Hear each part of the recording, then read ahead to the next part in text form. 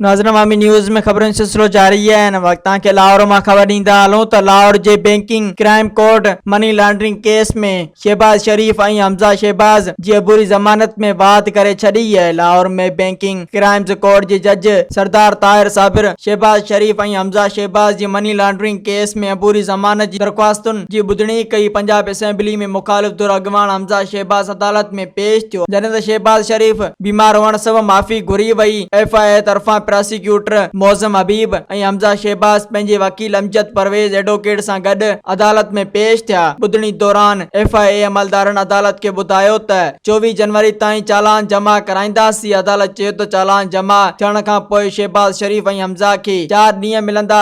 अदालत जॾहिं इख्तियार जे दायरे जो फ़ैसिलो करे छॾे त ही केस हिते ॿुधण ठहे ई नथो। शहबाज शरीफ जे वकील अपोजिशन लीडर जे कोरोना रिपोर्ट मुस्बत अचण सां गॾु संदसि कोरोना लाॻापन ते माफ़ी नामो भी जमा कराए छॾियो है। अमजद परवेज चयो त हिन पूरी ज़मानत में वाद जी दरख्वास्त बि ॾिनी आहे, जंहिं ते अदालत शहबाज शरीफ ऐं हमजा शहबाज जी 28 जनवरी ताईं अबूरी ज़मानत मंजूर करे वरती है। मज़ीद खबरों और तफसीलात के लिए विजिट करें हमारी वेबसाइट www.awamiNewsHD.com।